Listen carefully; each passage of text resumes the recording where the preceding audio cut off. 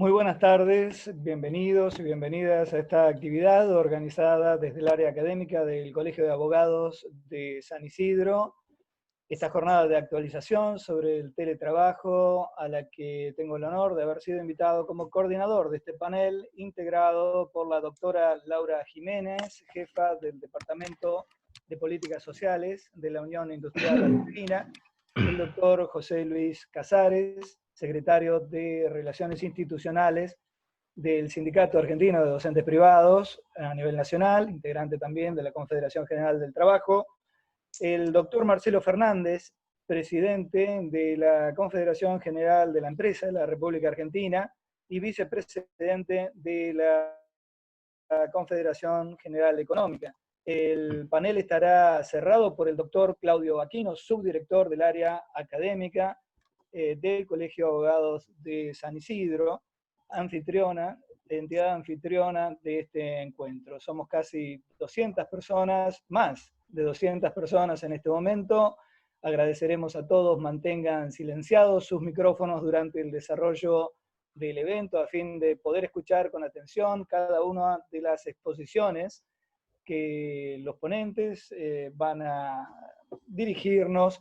Las preguntas que deseen formular podrán hacerlas por escrito a través del chat que se encuentra en el sector derecho de su pantalla. El botón para activarlo está al pie de esta misma pantalla. Y por supuesto tomaremos nota debida de las preguntas más destacadas para trasladarlas al final de las exposiciones. Tengan a bien indicar a qué ponente va dirigida su pregunta, por favor. Mi nombre es Jorge Cabezas y en mi calidad de delegado en la región norte del Gran Buenos Aires del gremio informático, se me han concedido un par de minutos para explicarles la íntima relación que existe entre el tema que hoy nos convoca, el teletrabajo, y el trabajo informático. Al respecto, dos aclaraciones preliminares. La primera es que, si bien la definición del teletrabajo como aquella prestación de servicios o elaboración de productos mediada por tecnologías de información y comunicación que le permiten al trabajador desempeñar su tarea en un local ajeno al establecimiento, los establecimientos del empleador, no todo teletrabajador es o se convierte en trabajador informático por hacer uso de la informática. Esta es una confusión ampliamente difundida a la que tenemos que desterrar. La modalidad de prestación de trabajo a remoto o domicilio no es una novedad. El teletrabajo existe como tal desde mediados de los 90, la OIT, la Organización Internacional del Trabajo, desde entonces ha emitido sus convenios y resoluciones al respecto. Hoy esta regulación que acaba de ser sancionada en la Cámara de Diputados le da un estatus reconocido como una modalidad dentro de las distintas actividades que deberán entonces reglamentar conforme a las peculiaridades de cada trabajo en el marco del propio convenio colectivo de trabajo que regule cada actividad en particular. Y aquí la segunda aclaración necesaria.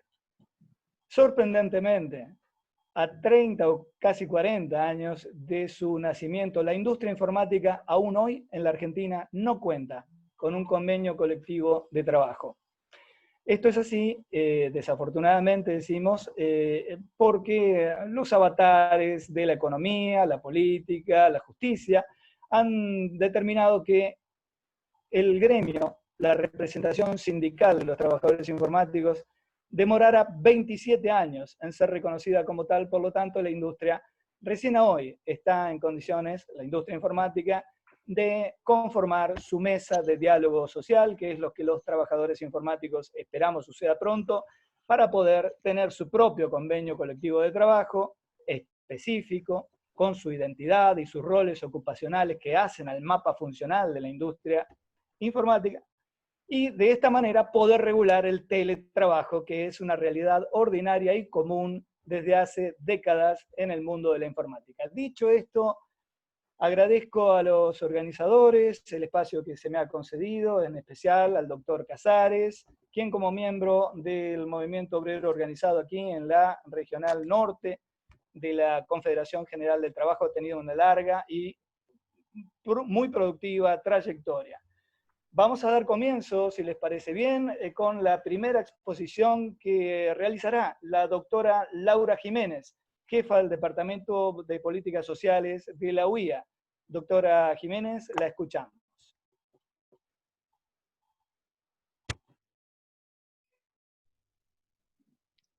Hola, bueno, buenas tardes. En primer lugar, muchas gracias por la invitación a este espacio de diálogo sobre este tema que consideramos muy importante para los tiempos que corren y también para los tiempos que vendrán a medida que atravesemos esta pandemia.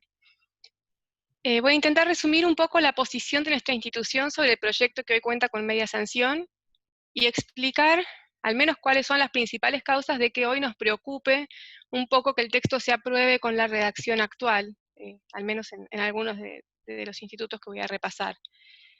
El trabajo conectado remoto es consecuencia del desarrollo no solo de sectores donde es más común, de los nativos digitales, como introducía muy bien Jorge recién, sino también de la innovación y de la búsqueda de productividad en muchos sectores de la industria.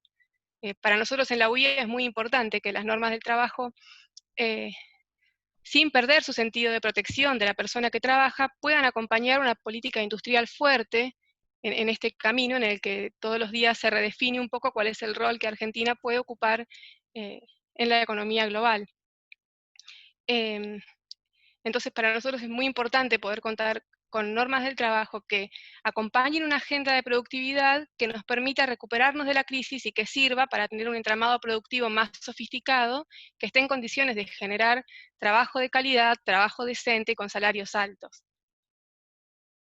Por esto, nosotros promovemos buscar formas que incentiven esta modalidad, entre otras formas de adopción de nuevas tecnologías, y que al menos no la obstaculicen.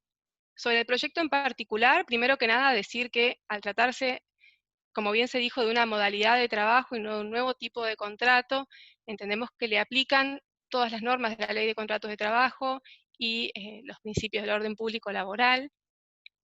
En cuanto a esto, una primera cuestión sobre el concepto que adopta el proyecto, y ya metiéndome en el articulado del texto que se aprobó, para nosotros hubiese sido importante tener un criterio objetivo que determine con más claridad cuándo estamos en presencia de teletrabajo y cuándo hay una prestación remota eventual que no estaría incluida dentro del régimen. Por lo menos una nota de habitualidad. En el derecho comparado, en España se habla de cuando hay trabajo preponderantemente hecho en forma remota conectada, o cuando determinada proporción de la jornada se hace de esta forma, y no solo cuando hay alguna prestación eventual a distancia.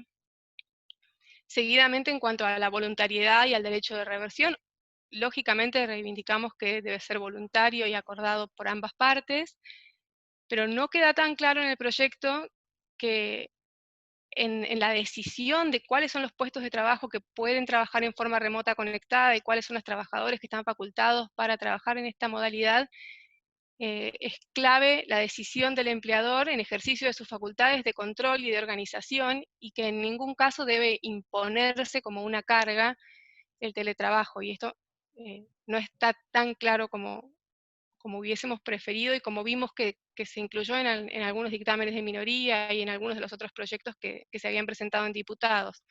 En cuanto al derecho de reversión, creemos que falta incluir expresamente la facultad del empleador a pedir la reversión a la modalidad presencial en los casos en que haya nacido en forma presencial el contrato, y faltaría incorporar un parámetro para el ejercicio regular, un aviso previo, tanto para el ejercicio por parte del trabajador como del empleador, que a nosotros en su momento habíamos propuesto que fuera de 30 días de preaviso, para que en algunas legislaciones también es de 2 meses, para pedir la reversión a la forma presencial, siempre que esto sea factible y como decía, siempre que el contrato hubiese nacido en forma presencial. En cuanto a la regulación de la jornada de trabajo y el derecho de desconexión, hay dos aspectos del proyecto que tienen difícil, si no imposible, cumplimiento según el tipo de contrato que se trate. Primero, en el artículo 4, la referencia a las plataformas o al software que debe impedir la conexión fuera de la jornada. No todas las plataformas son customizables y no todas las empresas son tan sofisticadas como para desarrollar sus propias plataformas. Entonces vemos muy difícil cómo algunos empleadores en algunos sectores podrían garantizar este cumplimiento. No sé, por ejemplo, los empleadores que se comunican a través de WhatsApp con las personas que trabajan, no pueden ni auditar ni modificar la forma en la que funciona esa aplicación. Y seguidamente en el artículo 5 se habla de que el empleador no podrá remitir comunicaciones por ningún medio fuera de la jornada laboral. Y esto también lo veíamos en algunos casos como un impedimento que podría incluso ir en contra de el mejor interés del trabajador, cuando por ejemplo el día antes es común que se notifiquen instrucciones para el día siguiente, cuestiones vinculadas a seguridad. Creemos que esto es algo que debería dejarse para que se regule o bien a través de las convenciones colectivas o de los contratos individuales, o especialmente en el caso del personal no convencionado.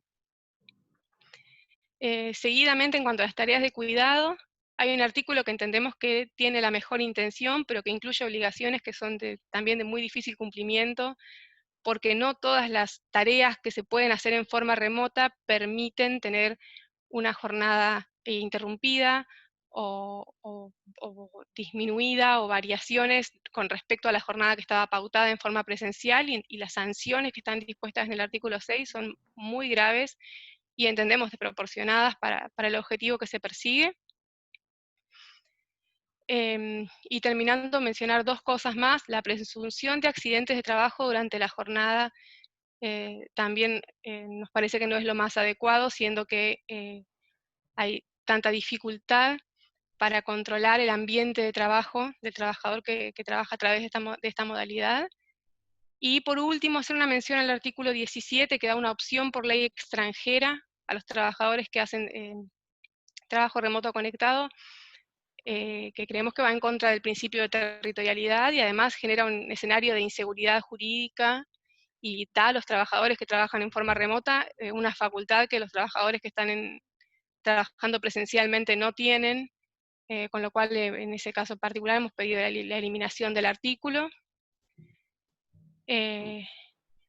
Todo esto englobado, les vamos a hacer llegar nuestros comentarios en detalle para que todos los puedan tener. He tratado de repasar los más sobresalientes, pero pensando en lo difícil que va a ser adaptarnos, y en esto sí creemos que se introdujo una norma que es importante, la que habla de la vigencia a 90 días después de que terminen las medidas de aislamiento, porque hoy hay muchas empresas que están teletrabajando, que han adoptado esta modalidad para cumplir con las normas que las obligan a trabajar en forma remota y a adaptarse a una nueva forma de producción y a volver de a poco a un escenario que todavía es incierto para muchos, va a requerir de tiempo, y es importante que se respete este plazo. Siempre pensando que nuestra intención en este momento es conseguir una regulación en el Senado que cumpla con esta doble dirección de proteger a las personas que trabajan y de acompañar la implementación de nuevas tecnologías en una agenda de productividad que nos permita salir de la crisis y que finalmente redunde en que haya más y mejor empleo. Gracias por su atención y si tienen preguntas, luego las escuchamos. Muchas gracias, doctora Jiménez. De esta manera vamos a cederle la palabra ahora al doctor José Luis Casares, quien, como dijimos, es secretario de Relaciones Institucionales del gremio que nuclea a los trabajadores de la educación privada, SADOP, e integra también la Confederación General del Trabajo. Doctor Casares, tiene la palabra.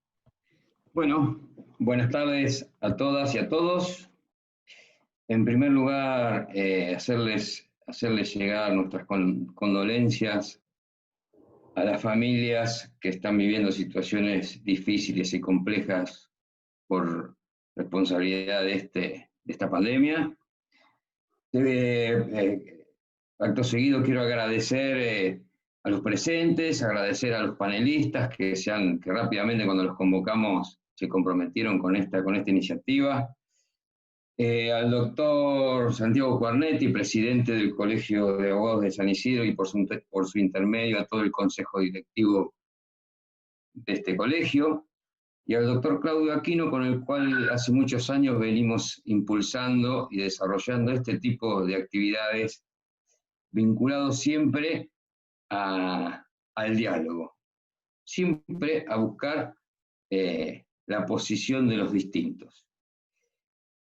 Quiero reivindicar este espacio, primero quiero reivindicar y festejar que sigamos teniendo esta forma de dialogar los distintos sectores. Esto para nosotros es un encuentro, y el encuentro para nosotros significa concordar. Eso significa encuentro, concordar. ¿Y concordar qué es? Corresponder en un punto, dos o varias cosas. Que eso es lo que estamos justamente en este momento, o lo que tendría que estar haciéndose en la discusión de esta ley. Que eso es por lo menos lo que aspiramos algunos de nosotros. Y después, una cosa importante, reivindicar el diálogo. El diálogo para nosotros, estamos convencidos de que el diálogo es el instrumento apropiado. Y una primera condición para este diálogo sincero es la humildad. ¿Y qué significa esto? El diálogo no se debe renunciar a la propia identidad, ¿no? Nosotros no renunciamos a nuestra identidad de trabajadores y por lo tanto defendemos con convicción lo que creemos que es lo mejor. Reconociendo lo que somos, podemos aportar. Sin identidad propia caemos en un relativismo que no construye ni hace desarrollar una idea. También tener una apertura a lo diferente, sin miedos. Eso requiere escuchar y valorar. Escuchar y valorar la posición del otro y sus razones fundamentalmente. Y el convencimiento de que el otro tiene algo nuevo para aportarme y que tiene algo nuevo que puede ser seductor para la idea que perseguimos y constructivo para la idea que perseguimos. Y como último, una sinceridad de intenciones, que es lo que nosotros llamamos el derecho a la buena fe. La buena fe, la sinceridad de intenciones. Por eso cuando se convoca a los distintos sectores a opinar y aportar sobre un hecho, en este caso la ley, es fundamental que tengamos una actitud de tener en cuenta lo que el otro nos dice. En esto podemos aplicar dos de los 4 principios que nos habla el Papa Francisco. Que el todo es superior a la parte. Para nosotros poder construir una ley que sea pacífica y que no tenga contradicciones a futuro, tenemos que entender que el todo es superior a la parte. Otro de los principios, de los 4 principios fundamentales de Francisco, es que la unidad prevalece sobre el conflicto. Así que para nosotros como trabajadores organizados no tenemos duda de que el modelo a construir, no solo en el desarrollo, en la discusión de una ley, sino en un modelo de sociedad, por eso reivindico este espacio, el modelo es el poliedro. ¿Y por qué el poliedro? Porque el poliedro tiene, esto es claramente transmitido por nuestro Papa, el poliedro tiene muchas facetas, muchos lados, pero todos forman una unidad cargada de matices. Este modelo, el de poliedro, es lo que nos permitiría convivir a los diferentes, enriqueciéndonos, iluminándonos unos a otros. Por eso es muy importante, yo a todo esto lo aporto porque es importante saber desde dónde hablamos. Yo estoy hablando desde los trabajadores, estoy hablando desde los trabajadores organizados y queremos transmitir nuestra concepción de modelo de sociedad, de modelo de hombre, de modelo de patria. Entonces, ¿desde dónde hablamos? Nosotros hablamos desde el proyecto de la justicia social. Y en este modelo de la justicia social, el trabajo, lejos de generar vínculos de sumisión, debe generar instrumentos y elementos para desplegar la libertad del hombre en su comunidad. Porque desarrollando la libertad, también desarrolla su programa de vida. El trabajo es eso, es la forma de desarrollar su programa de vida. El trabajo para nosotros no es un factor más de la producción, el trabajo para nosotros es un valor con el cual el hombre se desarrolla y se desarrolla en comunidad a sí mismo y se desarrolla en comunidad, se desarrolla con otros. Y trabajador no es solo aquel que está al lado de una máquina produciendo alguna manufactura o produciendo con el músculo. Para nosotros el trabajo tiene una definición un poco más integral, ya que es valor. El trabajador también es aquel que está en la máquina, es aquel que produce con el intelecto, un poeta, hasta podríamos hablar de trabajadores del espíritu y del alma. Así que el trabajo para nosotros tiene esa definición. Y después hablamos de los principios constitucionales de la indemnidad y la progresividad. Esto para nosotros es una definición sustancial dentro de los derechos sociales y los derechos del trabajo, que son partes fundamentales de nuestra Constitución. Y por supuesto, desde el principio del protectorio de los principios del trabajo, ¿no? Así que desde este lugar es que hablamos, y entrando concretamente en el tema específico que nos convoca, nosotros veníamos en un contexto de fuerte, en un contexto en donde el trabajo no registrado era un porcentaje muy alto, antes de entrar en el tema de la pandemia, porque la pandemia nos pegó un cachetazo a todos como sociedad en el mundo, nos pegó un cachetazo y nos puso ahí una realidad. Y como sabemos, el derecho es consecuencia del hecho social. Por lo tanto, nos tuvimos que sentar a ver qué pasaba con este hecho inédito en nuestra sociedad y en el mundo de la pandemia. Si bien ya teníamos experiencias en la Argentina de teletrabajo, algunas empresas venían realizando, era un porcentaje menor. Ahora, esto ha significado que se haya masificado el teletrabajo en función de la pandemia y en función de que estamos en esta cuarentena. Entonces, hay que tener en cuenta que nosotros veníamos de un proceso antes de la pandemia de una fuerte falta de registración de trabajadores y que muchas veces se utilizaban ciertos instrumentos para flexibilizar los derechos de los trabajadores. Así que esto, al masivizarse, es importante que nosotros como trabajadores, defendiendo el interés de los trabajadores, hayamos impulsado una ley de estas características.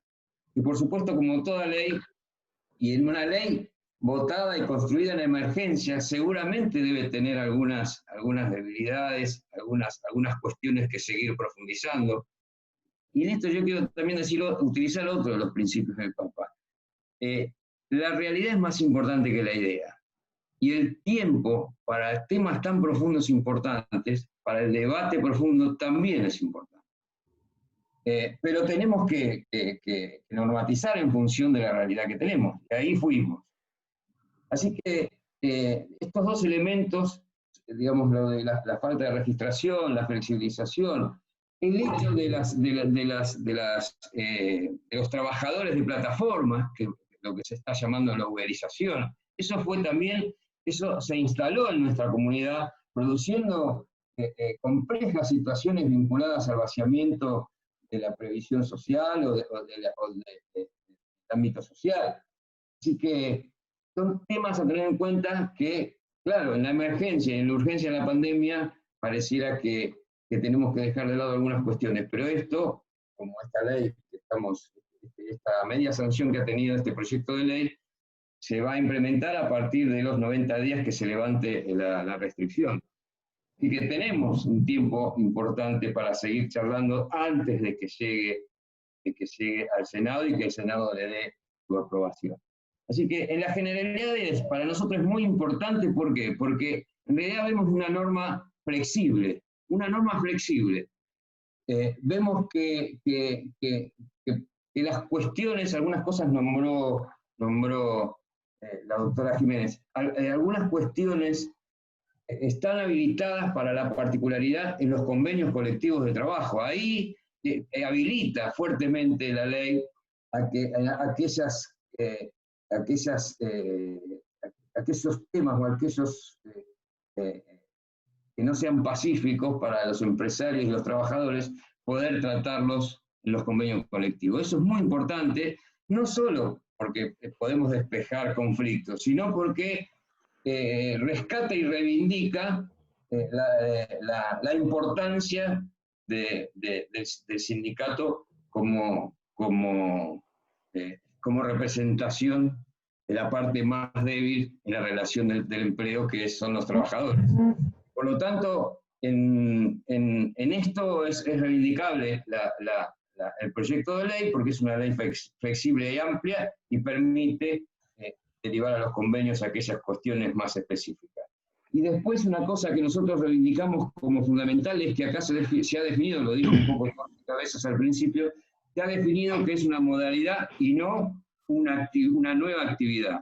Y esto es muy importante para nosotros como dirigentes sindicales y como expresión del movimiento obrero argentino, porque sostiene y no atenta contra el modelo sindical argentino, que es el modelo de organización de rama de actividad.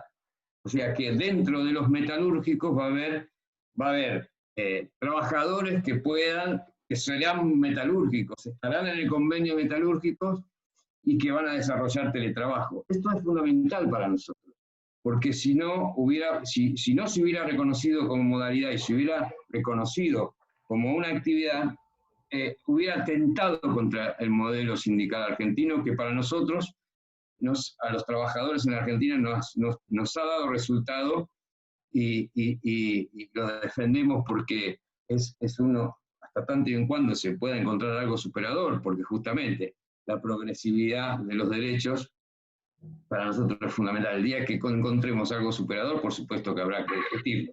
Así que, y otro de los temas importantes es que reivindica la representación sindical, reivindica y fortalece la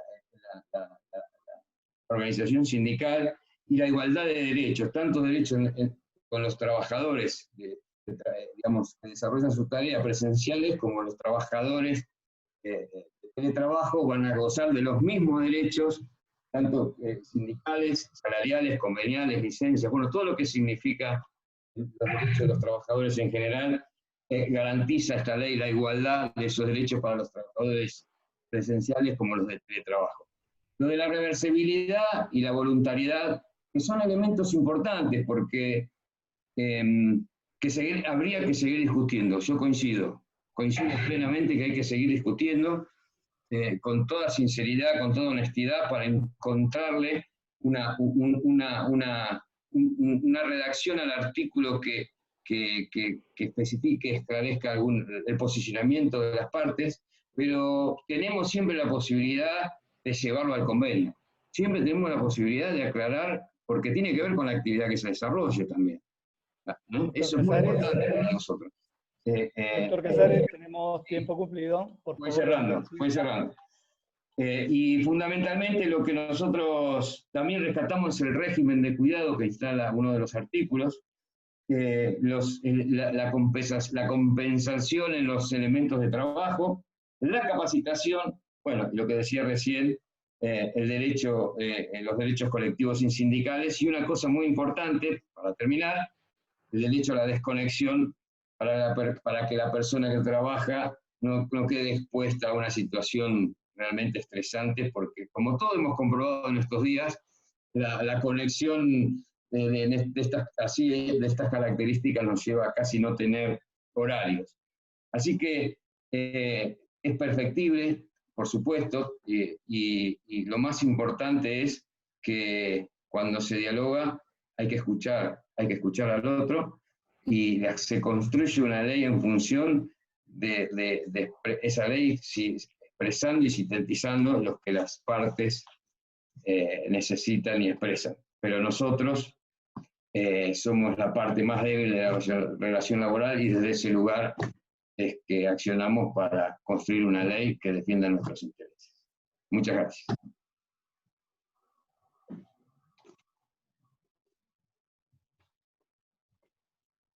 Estás muteado, Jorge. Estás muteado. La tecnología, lo único seguro que tiene es que puede fallar. Le agradecemos, doctor Casares, por su intervención. Es momento de escuchar ahora al doctor Marcelo Fernández, presidente de la Confederación General Empresaria de la República Argentina y vicepresidente de la legendaria Confederación General Económica. Por favor, doctor Fernández, tome la palabra. Bueno, gracias Jorge. Primero, no quiero que me pase como Bloomberg, no soy doctor, soy empresario. No te lo pude aclarar por chat, porque ya me presentaste como doctor varias veces, a ver si todavía alguien, y alguno que me conoce va a decir usurpación de título. Y menos habiendo tantos abogados en la mesa, no soy doctor, pero bueno, soy empresario. Primero, bueno, voy a agradecer la invitación que me hicieran los compañeros para estar acá.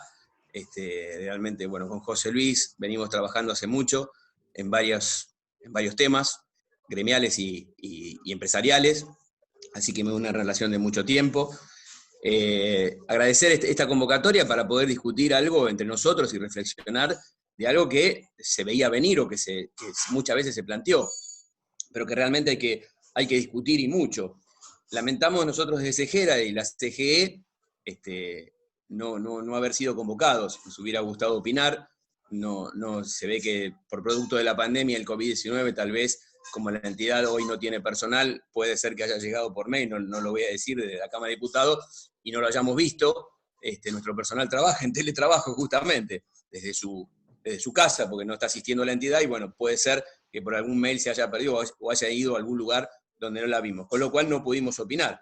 Entonces, bueno, la verdad que quiero agradecer públicamente a Laura, a la doctora Laura Jiménez, de la Unión Industrial Argentina, la entidad madre que nuclea generalmente a las grandes empresas, algunas pymes también, no vamos a discutir por acá, nosotros somos más pyme, y bueno, quiero agradecerla porque me envió algunos de los comentarios que tenía sobre la ley, y bueno, por supuesto que me van a servir para poder opinar, y para que CEGERA pueda opinar, porque yo lo distribuí en estos días, y tuve algunas opiniones.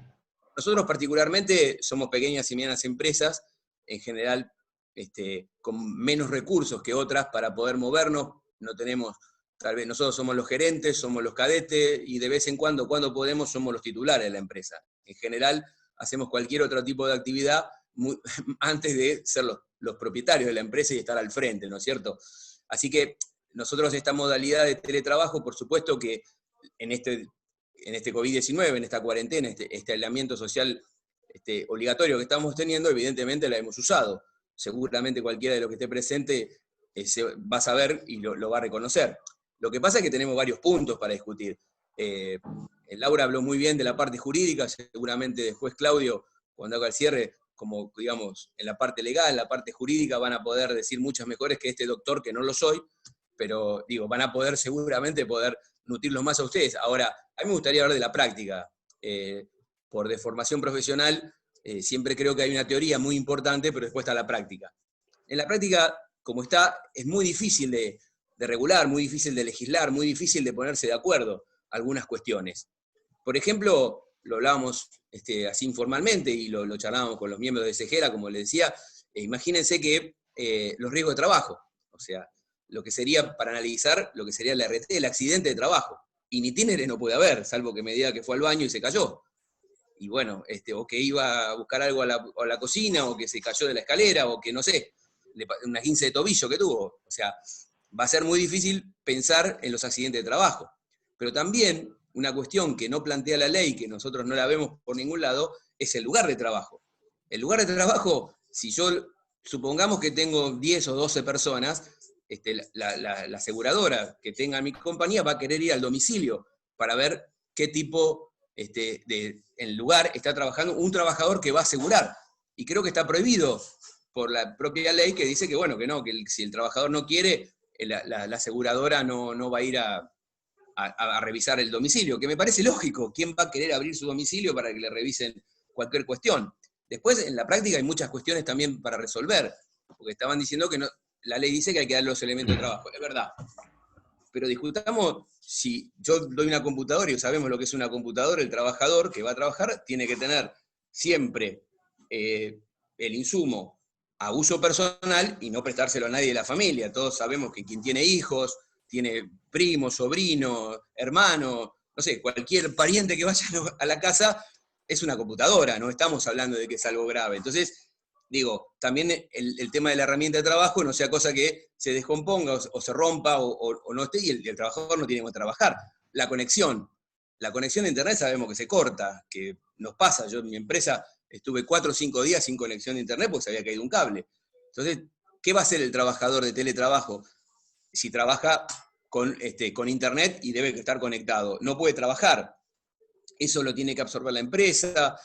Entonces digo lo de la práctica, porque hoy justamente en un momento, y lo rescato todo lo que le decía José Luis, porque coincido en los planteos que hizo, nosotros somos un aliado estratégico del sector obrero, y el sector obrero es un aliado estratégico nuestro, por eso históricamente se hizo, y hoy, qué casualidad, ¿no?, que se hace un 1 de julio, esto en el aniversario del fallecimiento del general Perón, cuando allá por el 74, bueno, había un pacto social que se hizo justamente entre CGT y CGT, para darle una previsibilidad a la economía argentina de precios y salarios y de producción nacional.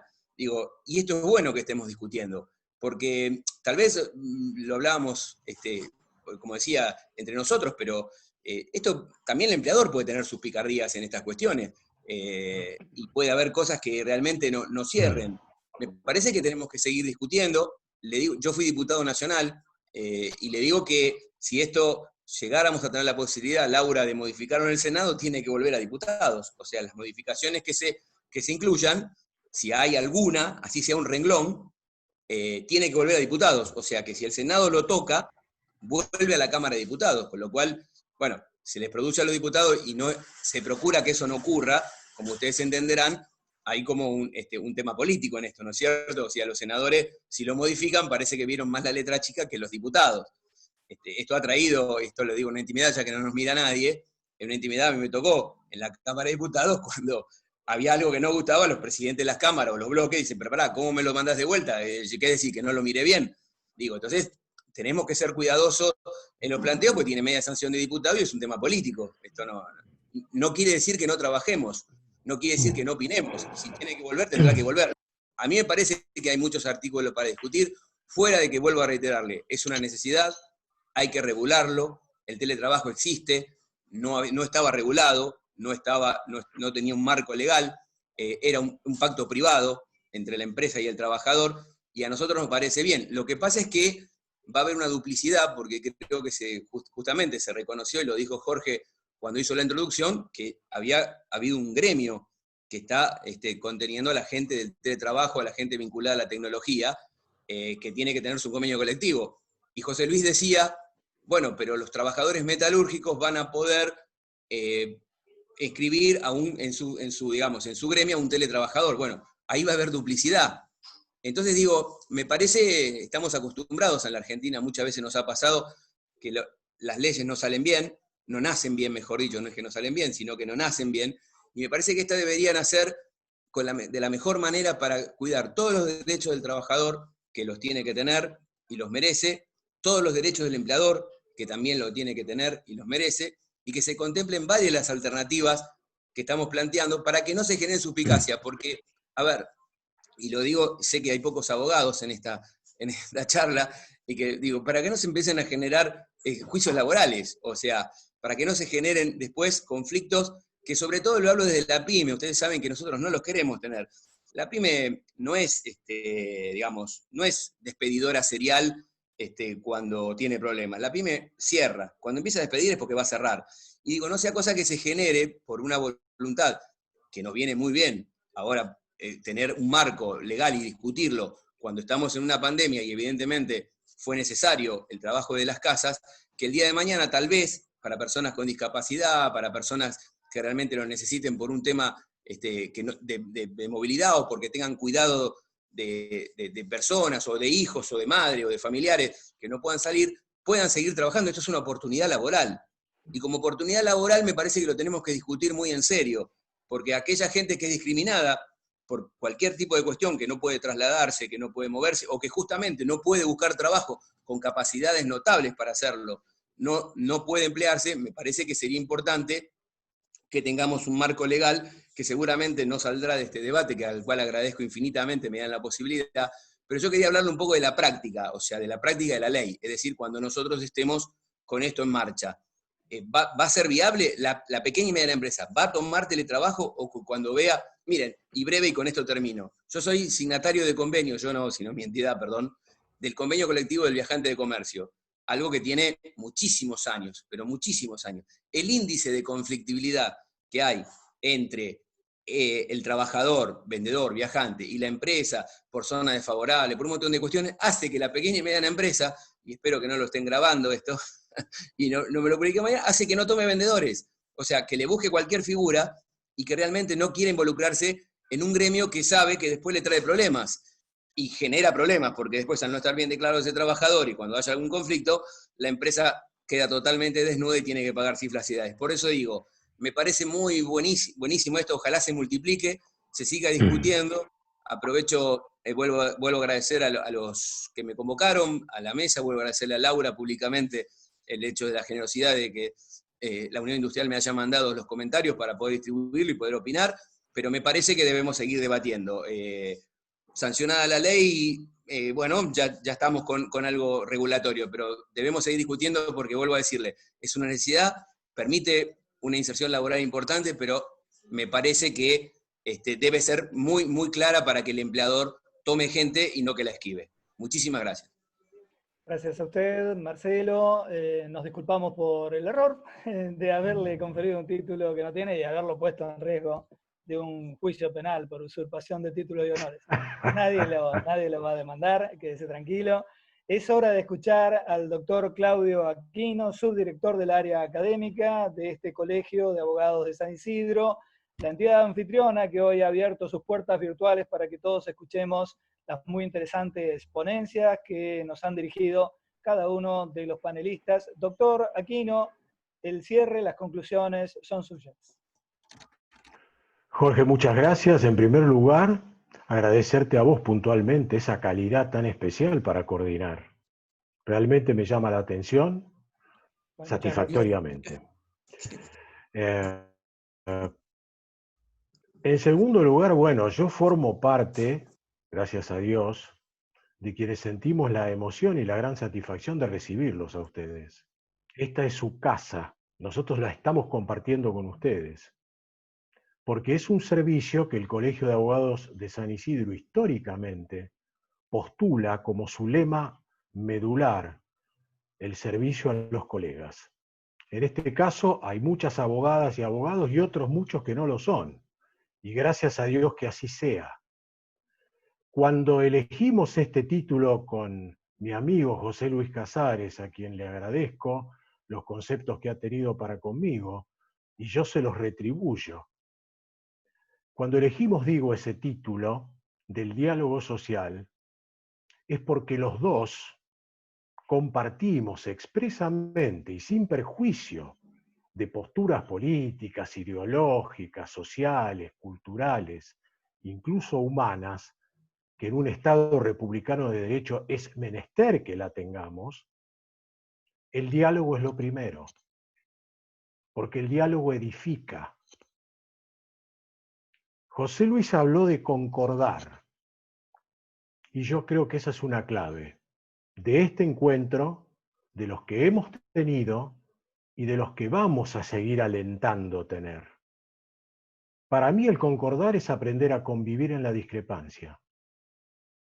Y como profesional del derecho, reitero, lo vengo diciendo hace muchos años, no porque me crea dueño de la verdad, sino porque es una convicción, el rol del profesional del derecho es fundamental. Es fundamental en los momentos de grandes tensiones sociales, donde un brote epidemiológico planetario desastroso, como el que todos desde distintos niveles tenemos que vivir, en ese contexto, la actividad profesional abogadil debe reinventarse o debe enfatizarse desde el punto de vista de la facilitación racional de acuerdos. Nosotros, sobre todo los de mi generación, ya dinosaurios, hemos sido entrenados en la litigación, en la controversialidad. Sin embargo, Y otro aspecto mucho más importante, creo yo, que es el de aprender a dialogar socialmente entre las partes e inducirlas con nuestro asesoramiento a que lo hagan. Luego que hablando desde el punto de vista técnico-jurídico, este es un proyecto de ley, ya tiene media aprobación parlamentaria. Pero con esto se inicia el primer paso de un largo debate, que va a ser focalizado, como el propio proyecto lo dice, en la negociación colectiva. Y para aquellos que hace muchos años hemos incursionado en la expresión colectiva del derecho del trabajo, nos damos cuenta especialmente de la importancia que esto tiene en este momento e históricamente. José Luis habló del modelo sindical argentino.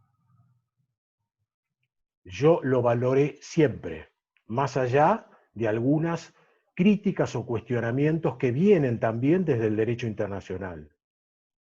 Y cuando hablo del derecho internacional, más allá de que esta, según el proyecto, va a ser una nueva modalidad, como dijo, hasta en una norma que se dispara desde un nuevo artículo, el 102 bis de la Ley de Contrato de Trabajo, tiene hoy en día una mirada indispensable que viene de las fuentes internacionales.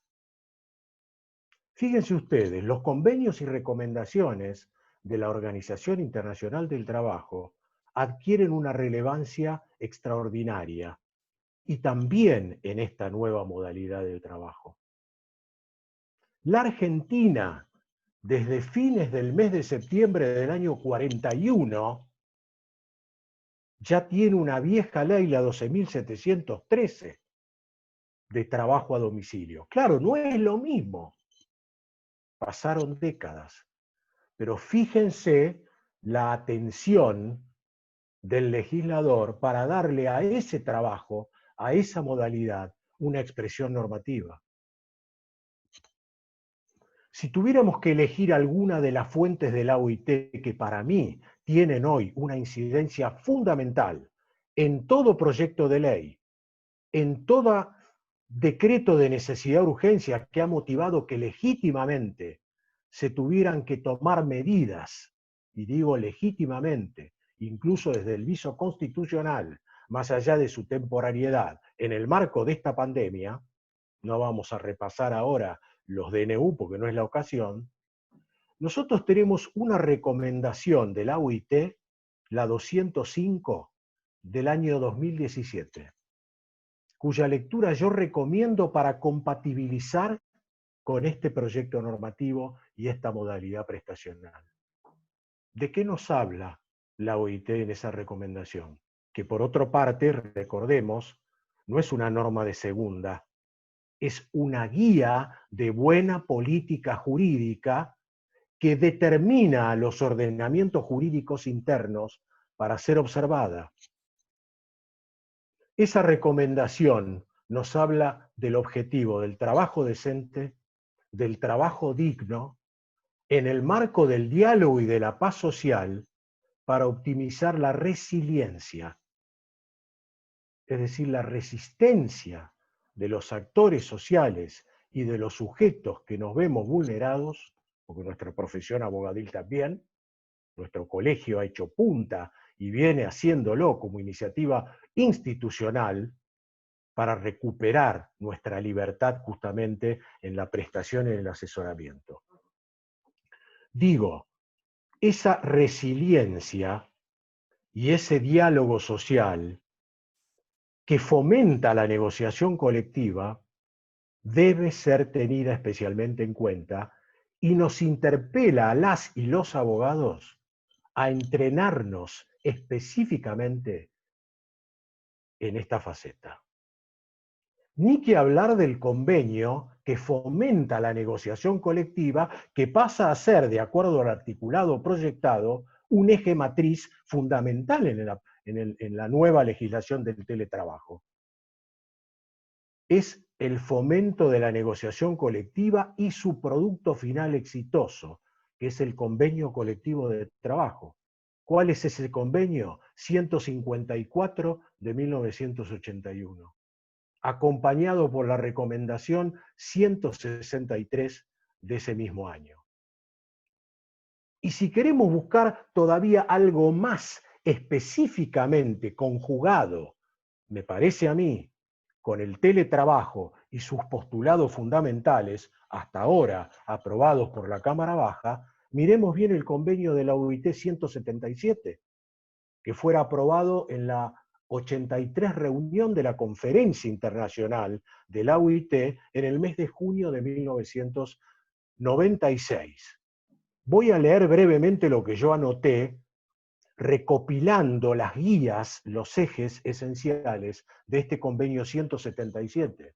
Y después ustedes lo pueden mirar en la norma que está proyectada en los distintos artículos. La igualdad de trato con los trabajadores presenciales, la libertad sindical para la afiliación gremial y la representación de los colectivos de los trabajadores, y añado, principio constitucional que también ampara y obliga a los sectores de representación de los empleadores. La protección contra todo tipo de discriminación, las pautas de conducta ineludibles en materia de salud, higiene y seguridad, la igualdad remunerativa. Esto se compadece, por ejemplo, con otro convenio de la OIT muy antiguo, como es el 95 de 1949. La atención a los regímenes de la seguridad social. El acceso a los elementos de la información y a la optimización de las tecnologías, hoy llamadas de la información y de la comunicación. La protección a la maternidad. La responsabilidad que tienen trabajadoras y trabajadores en materia familiar, que tanta incidencia va a tener en este campo del teletrabajo, del trabajo remoto, del trabajo telemático, o como lo quisiéramos denominar. Este convenio 177 obliga al Estado argentino, en virtud de haber ratificado el instrumento del derecho público internacional, por la ley 25.800 del 5 de noviembre del año 2003.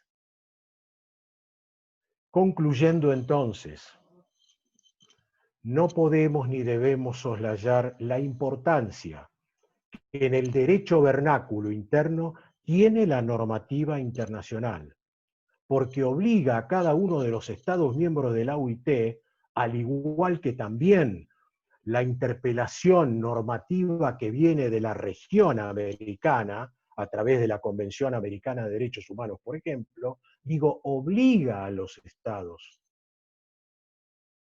a observarlos, a los abogados a conocerlos y entrenarnos en y con ellos, y ni que hablar a los señores jueces cuando tienen que resolver cuestiones concretas. Desde luego, ese universo comprende y abarca a los señores legisladores, puesto que siempre yo sostengo que cuanto más alejado esté la confección, la elaboración de las normas, de las realidades y los clamores de los actores sociales, más cerca estaremos sometidos a un derecho de laboratorio que no puede satisfacer las realidades sociales. Señores, no quiero agregar más nada. Para mí ha sido un placer poder participar en este panel. Muchas gracias. Gracias a usted, doctor Aquino. De esta manera hemos concluido con la ronda de paneles, de exposiciones a cargo de los panelistas. Hemos estado tomando nota de muchos de los comentarios que han aportado los participantes, los asistentes a la reunión, y también hay algunas preguntas que vamos a compartir. Les vamos a trasladar aquellas que son destinadas puntualmente a cada uno de ustedes, y hay otras que son formuladas en general, que los invitamos a quien se sienta con ánimo de responderla, por favor, lo hace saber. En primer lugar, hay una pregunta que fue dirigida a la doctora Laura Jiménez en privado, pero la interceptamos. La tecnología tiene esta cosa invasiva, intrusiva, ¿no? El señor Mauricio Zoraide le ha preguntado, o debo decir el doctor Zoraide, si no le parece a usted, doctora Jiménez, que los empleadores podrían llegar a abusarse si no hay un límite horario en la jornada laboral y la prohibición expresa de alterarlo con notificaciones fuera de esa franja.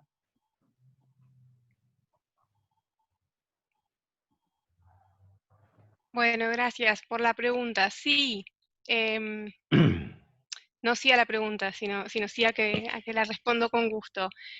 Entendemos que hay formas en las que se podía regular la jornada, que son muy superadoras de la redacción actual del artículo. Primero, algo que ya dijimos, que es que toda la regulación sobre jornada, la ley de contratos de trabajo, rige sobre esta modalidad. Y en segundo término, incluso una de las primeras versiones del dictamen de mayoría que se terminó aprobando, incluía una redacción que, si me dan un segundo, puedo buscarla. Por supuesto, doctora. Pero la idea es que la referencia sea sobre el límite a la obligación del trabajador a tener que responder y tener que conectarse, en lugar de restringir las facultades de enviar comunicaciones.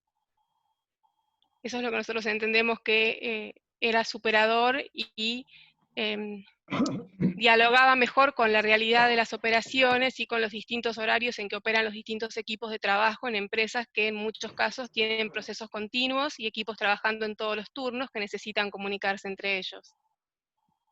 No sé si con eso respondo. Perdón si puedo meter un bocadito ahí. Es muy importante volver a reivindicar la flexibilidad de la ley.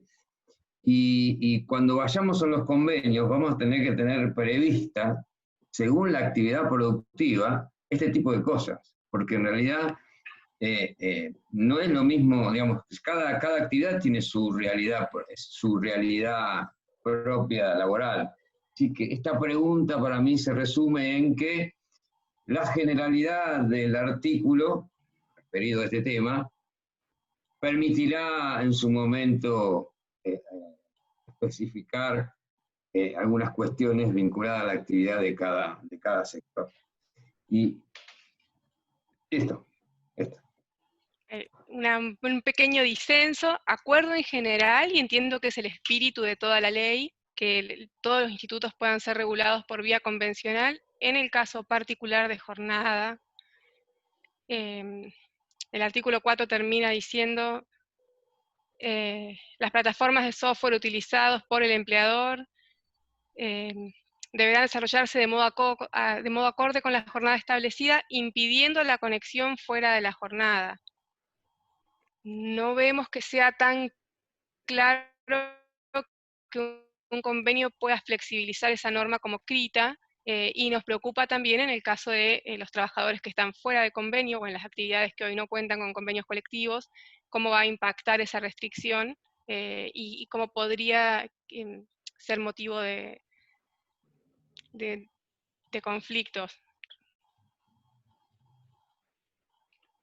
Correcto, bien, es un debate que sin duda habrá que profundizar.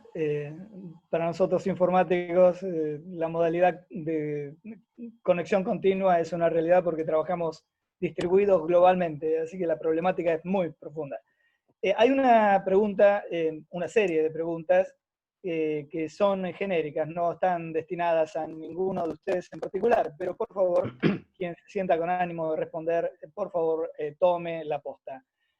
Un usuario que no se ha identificado sino como GDT, uno de los asistentes, nos pregunta si está contemplado en la ley que los suministros tecnológicos para los trabajadores que no cuenten con equipo o se les dificulte el uso compartido por la familia sean proveídos por el empleador. Se había comentado en alguna de las exposiciones Si alguien tiene algún comentario para responder este interrogante, se lo agradeceremos. En el artículo 9 de la media sanción figura el tema de los elementos de trabajo que lo debe proporcionar el empleador, tanto el hardware y el software, perdón en mi inglés, pero el artículo se establece específicamente que es responsabilidad del empleador. Lo mismo que la compensación de gastos, claro, vinculados a la conectividad o consumo de electricidad. Así que está previsto. Aprovecho que el doctor José Luis Casares está en uso de la palabra porque hay una última pregunta dirigida puntualmente a usted. Tiene que ver con los trabajadores docentes privados que están... perdón, mi defecto visual es cada vez más grave. ¿Qué pasará con los docentes privados extraprogramáticos? Ese es el término, que no tienen convenio colectivo de trabajo. Son trabajadores fuera de convenio, como decía recién seguramente la doctora Jiménez, ¿no? Los docentes extraprogramáticos, llamados comúnmente extraprogramáticos, a nuestro entender no está bien, pero bueno, así se los conoce, tienen tenemos una representación a nivel nacional en un ámbito que se llama el Consejo Gremial de la Enseñanza Privada, en donde nosotros, con nuestras cámaras empleadoras, determinamos y definimos salarios y condiciones de trabajo. Estamos, digamos, para la educación estamos en una situación excepcional. En un acuerdo paritario de hace unos días, quedó establecido que el teletrabajo, el trabajo de las características que estamos desarrollando los docentes, y lo definimos en la continuidad pedagógica, es para el plazo de la excepcionalidad.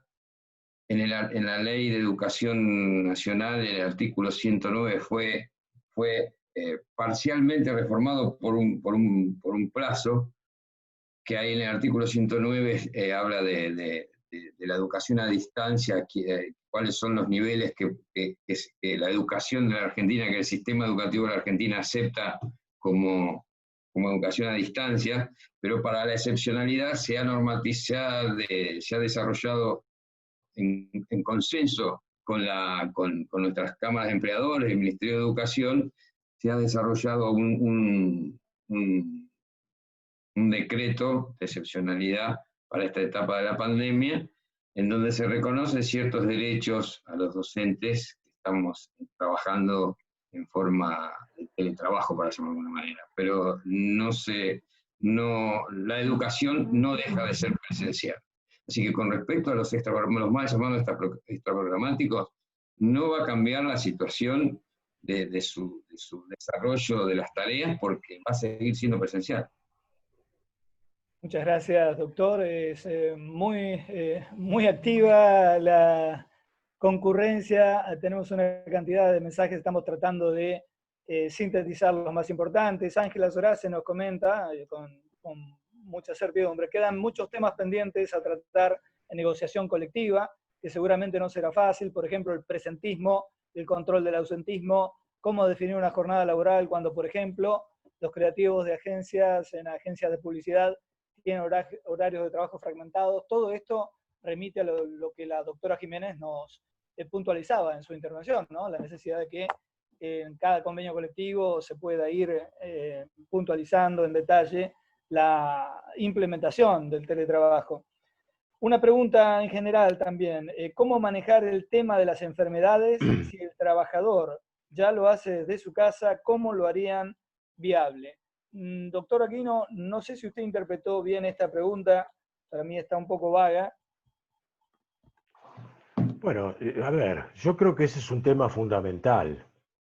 Acá yo lo conectaría primero con el derecho a la intimidad y a la privacidad. Trabajar en el domicilio del propio trabajador implica una responsabilidad social tremenda en el marco de la negociación colectiva. Yo insisto, este es un proyecto que su propio espíritu, el espíritu, más allá de la literalidad del legislador, parece ser Señores, nosotros pretendemos darle un marco, introducir una modalidad reglamentada, pero lo dejamos librado a la negociación y a la intervención protagónica de los actores sociales.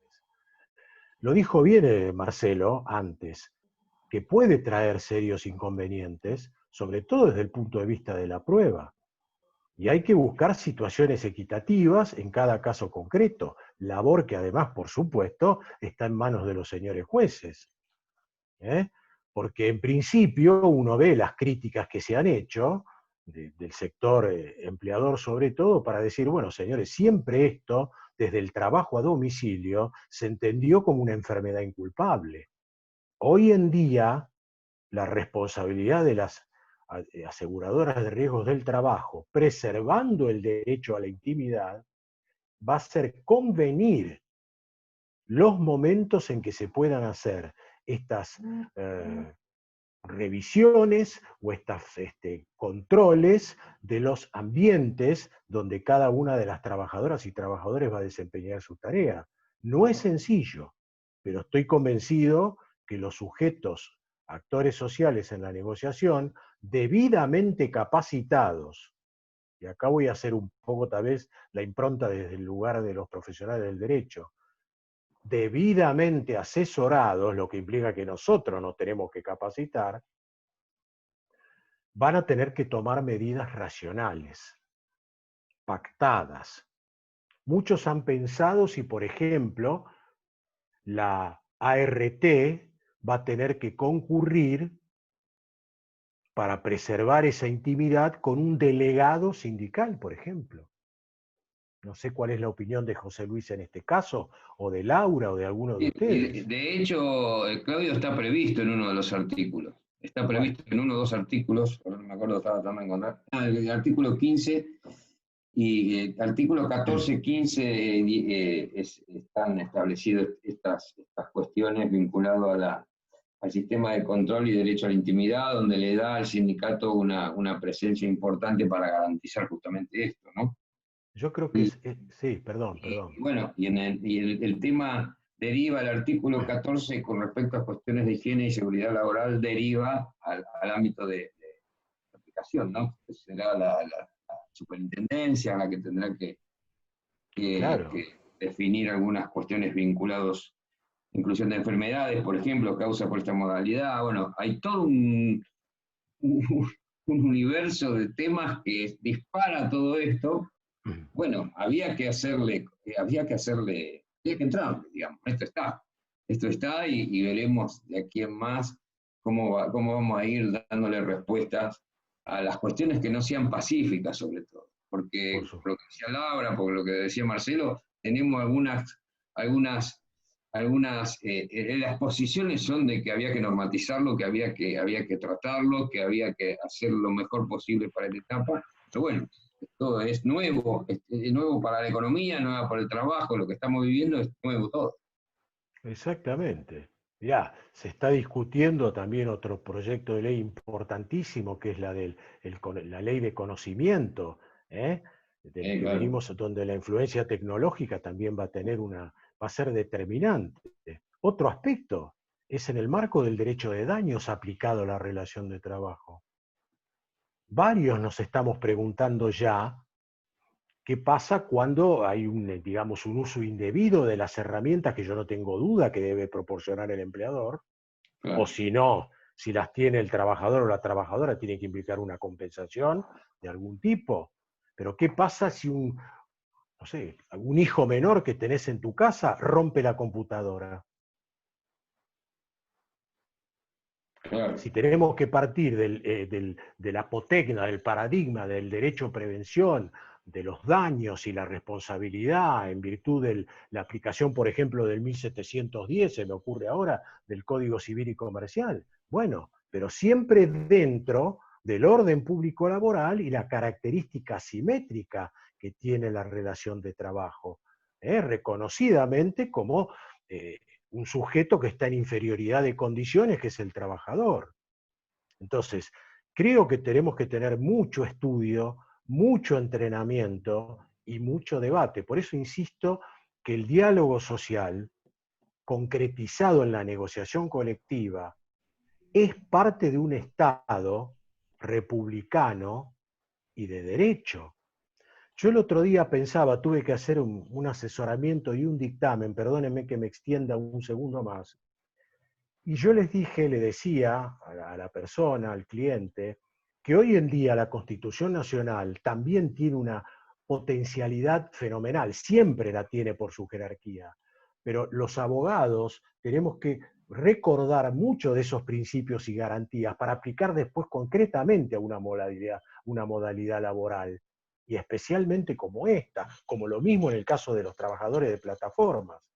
Pero otra cosa más, no nos quedemos solamente con los principios y garantías que están enunciados específicamente en la Carta Magna, sino recordemos la fuente matriz que nos proporciona el artículo 33 de nuestra Constitución Nacional. Y hablo así porque hay muchísimos colegas escuchándonos y viéndonos. O sea, el cúmulo de derechos implícitos que nunca podrán ser negados porque no están explicitados.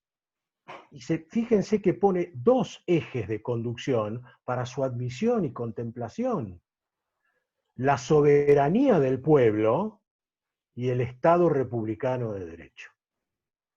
Yo creo que cuando los legisladores tienen que debatir estas cuestiones y después las llevemos al terreno de la negociación colectiva, por eso insisto, la labor de los abogados es fundamental e indispensable.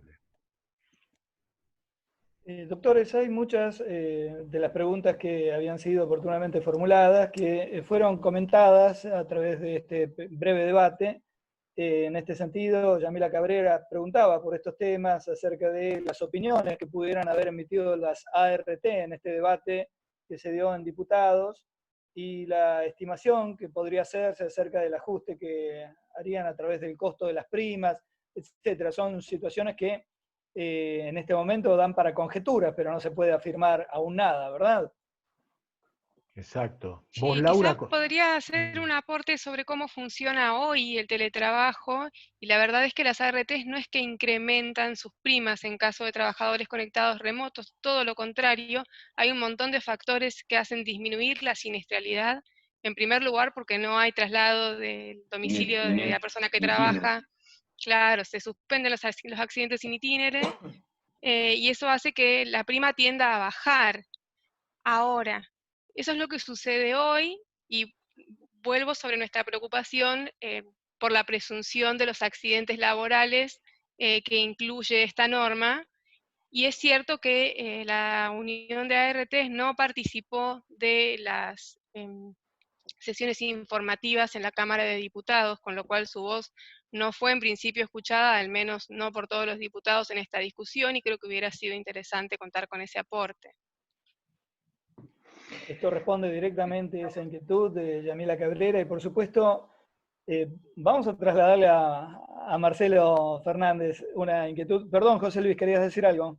No, dale, después. No, lo que pasa es no que lo tenía hemos que ver escuchado a Marcelo en con este intercambio y él había manifestado en este sentido una preocupación similar por la determinación. Mire usted la pregunta de Carlos Ángel Lozano, creo que lo habíamos comentado, ¿no? ¿Cómo es posible concretar, cómo se determinaría que un accidente de trabajo ocurrió durante la jornada delimitada? Si ello ocurre, ¿no? ¿Cómo sería la cobertura en el domicilio del trabajador? ¿Qué le parece a usted, Marcelo? Bueno, justamente, yo, a ver, recién, le quería aportar lo que decía Laura, me decía que baja el índice de siniestralidad, por supuesto, porque evidentemente no es lo mismo tomar un colectivo, hacer un viaje de 2 horas en tren, que una persona que está en su casa. Ahora, vuelvo a decir, y perdón porque hay mucha gente y va a parecer muy burdo, pero quiero ser claro en lo que digo para que se me entienda. No es lo mismo, por ejemplo, dónde va a estar el lugar del teletrabajo, sea la computadora o el elemento que use. Va a estar en una terraza, va a estar en un subsuelo, va a estar en un lugar húmedo, va a estar, o sea, a ver, no es tan sencillo como lo estamos planteando acá brevemente por el poco tiempo que tenemos. Parece como que dicen, no, pero ¿cómo? Esto no ocurre. No, pero pará, hay que verlo, porque vuelvo a decir, la aseguradora de riesgo de trabajo, si yo tengo 10, 12 trabajadores o 20 o 30 en teletrabajo, y se los doy una RT, la RT está bien, me va a asegurar porque sabe que no va a tener accidentes graves de trabajo, pero vuelvo a reiterar, va a tener que inspeccionar el lugar, porque no es lo mismo tenerlo en un living de una casa o en la pieza, digamos que lo tiene al lado de la cama, no se mueve. Ahora, tal vez lo pueda tener en otro lado, o creo que alguien escribió acá, estuvo escribiendo y alcancé a ver la pregunta que decía, y también un teletrabajo puede ser que no sea en su domicilio, sino en otro lado, con lo cual se tiene que trasladar. Digo, yo creo que no vamos a terminar hoy, yo dentro de un ratito tengo otro Zoom, vuelvo a decir, agradezco, me parece que esto va a dar mucho debate, ojalá lo pudiéramos resolver entre los que estamos acá y ayudar a los senadores a que lo resuelvan, creo que no vamos a poder porque hay muchas opiniones, pero a mí me preocupa mucho, y no soy un erudito en el tema, hay gente mucho más capacitada que yo para hablar de lo que es la parte teórica, a mí me gusta hablar de la práctica, como dije antes, y creo que en la práctica va a haber muchas cuestiones muy difíciles de dilucidar, y reitero, y perdón por la insistencia, aquellos que estén muy preocupados e interesados, que esto se lleve adelante. Yo quiero que el empresario de la pequeña y mediana empresa, lo que uno acostumbra a hablar y digamos, no me gusta la palabra representar, que nos están acompañando, este grupo que hemos armado desde la Confederación General Empresaria de la República Argentina y juntamente a la vieja CGE, yo no quiero que el empresario la esquive. O sea, yo no quiero que diga, no, esto no me conviene, es un piole y termine siendo cualquier cosa, y tal vez teniendo a alguien, un trabajador sin derechos en su casa, y con un teletrabajo que arregla de facto. Ojalá es un marco relativo. Ahora, hay muchas cosas para discutir, no es tan sencillo como parece con lo que puede dictaminar la ley. Hay muchas cuestiones que después de la letra chica va a haber que seguir discutiendo. Bueno, doctor Aquino, con este comentario de Mariano Marc, que también hablaba en forma general, ¿no? Y aportaba su idea acerca de que la ley, al ser de orden público, por lo cual los convenios colectivos no podrían legislar vulnerando el mínimo inderogable que establece la misma, pregunta al panel, ¿no creen que de no modificar de la ley se generará una inflexibilidad que desalentará la modalidad que pretende fomentar? Bueno, yo insisto en que, por eso, la responsabilidad y la capacitación desde el lado de los actores sociales es un dato relevante. Concuerdo con Mariano Marc, gran colega, gran amigo y muy conocedor y estudioso del derecho del trabajo, si es él. Le mando un saludo y gracias por estar acá. Conocemos perfectamente los límites del orden público. Pero también conocemos que en una negociación colectiva la adaptabilidad a determinadas pautas que imponen los tiempos sociales y económicos deben y pueden hacerse sin afectación necesariamente a la baja de los derechos e intereses de los trabajadores. Cuando uno tiene que negociar, fíjense, voy a hacer un parangón muy breve, tenemos que pautar ese paradigma igual que ahora, cuando, por ejemplo, empresas y sus trabajadores, individual y colectivamente, deben someter a la homologación de la autoridad competente, la cartera laboral o jurisdiccional provincial, los tan ahora mentados pactos o acuerdos en el marco del artículo 223 bis de la Ley de Contrato de Trabajo, que necesariamente implican una reducción porcentual en los salarios. Si tomáramos exclusivamente la pauta del orden público, una resignación salarial no aparecería correcta. Sin embargo, en el contexto social, económico, jurídico que estamos viviendo, ese análisis puede tener cabida sin que necesariamente implique un quebrantamiento de ese principio de orden público. Creo que tampoco debemos ni podemos conjeturar. Hay que analizar cada caso concreto y esta actividad de manera especial. No sé si con eso... Perdón, doctor. No, decía, no sé si con eso le respondí la inquietud. Esperamos que sí. La doctora Romina Santini va a hacernos llegar la última pregunta al panel. Y nos pregunta, en este momento hay trabajadores prestando tareas bajo esta modalidad. ¿Qué pasa si alguno se accidenta en este momento, hoy? Y lo que tenemos entendido que estamos en la excepcionalidad, por lo tanto, hoy la superintendencia, creo que es la resolución del 2020, donde no establece, sí, ahí está, 21-20. 21-20. Sí, 21-20, sí, así es. ¿No? Que es amplia, es general. Lo que pasa es que, así como no sabemos desde la salubridad qué significa el COVID, estamos en una situación de trabajo por la urgencia y por la emergencia nueva. Así que habrá que ver en cada caso, hasta tanto, digamos, habrá que ver en cada caso particular qué es lo que sucede.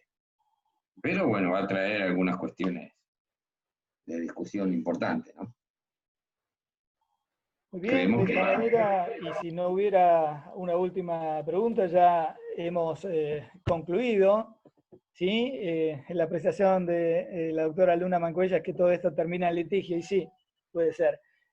Pero ciertamente este debate no ha hecho más que abrir líneas de reflexión, más que dar respuestas concretas que hoy estamos lejos de dar. Por lo tanto, queda latente, ¿no?, la posibilidad de dar continuidad a este debate, doctor Casares, doctor Aquino. Como no, va a ser un gusto Bueno, seguramente, y el colegio volverá a abrir sus puertas. Por mi parte, entonces, me corresponde agradecer a toda la concurrencia. Ha habido más de 215 participantes en el momento de mayor caudal de público en esta interesantísima actividad, esta jornada de actualización organizada por el área académica del Colegio de Abogados de San Isidro. Doctor Claudio Aquino, lo felicito por el éxito de la convocatoria, a todo su equipo, a Erika y a todas las chicas. Por supuesto, doctor José Luis Casares, muchísimas gracias por esta oportunidad de participar en este panel notable y dar a conocer el punto de vista de los trabajadores informáticos sobre esta situación. Doctora Jiménez, Marcelo, como representantes de las gremiales empresarias, les pido que por favor trasladen a sus comisiones directivas este humilde pedido de los trabajadores informáticos para que las cámaras empresariales del sector se avengan al diálogo social y prontamente podamos tener el convenio colectivo de trabajo tan necesario, por ejemplo, para regular este tema en particular, el teletrabajo y todo lo demás. Quiero decirles gracias a todos, a todas, y vamos a ir dando por cerrada esta actividad. Doctor Aquino.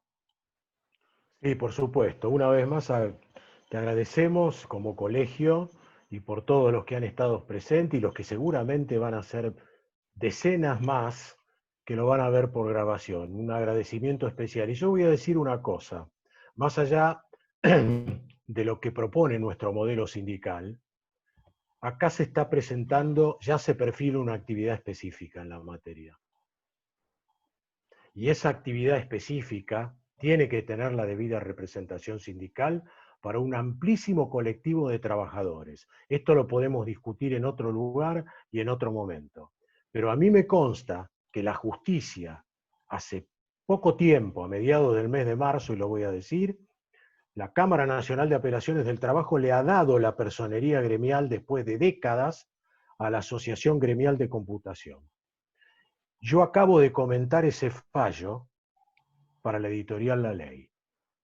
Y lo he apoyado desde el punto de vista técnico, después de haber leído no solamente el fallo de segunda instancia, sino el de primera y los escritos constitutivos del proceso, con las actuaciones de las resoluciones contradictorias de la cartera laboral en el 2018. No estoy haciendo una propaganda al gremio, digo que va a ser muy importante lo que vos acabás de decir en esta actividad especial. Muchas gracias, doctor. Gracias, doctora Jiménez. Gracias, Marcelo Fernández, que ya se retiró, tenía otra conferencia esperándolo. Doctor José Luis Casares, estamos gracias, en permanente compañero, contacto. muchas gracias. Gracias a todos y todas, cada uno y cada una de las asistentes en esta actividad. Nos estamos despidiendo. Muchas gracias. Gracias a todos. Gracias a todos. Gracias, Santiago, a vos especialmente. Gracias, le agradecimos al principio Claro, al doctor Guarnetti. Gracias. Así es, gracias a él.